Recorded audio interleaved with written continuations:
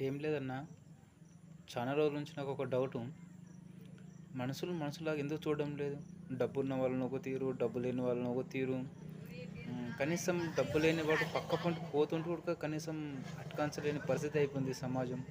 అంటే డబ్బు లేనివాడు బతకకూడదా ఈ సమాజంలో? కేవలం డబ్బున్న వాళ్ళు మాత్రమే బతకచ్చా? అసలుకి అర్థమవుతలేదు నాకైతే. డబ్బు లేని వాడిని ఎంత చులకనగా చూస్తున్నారంటే అసలని అటకాయించడం కూడా అటకాయించలేరు.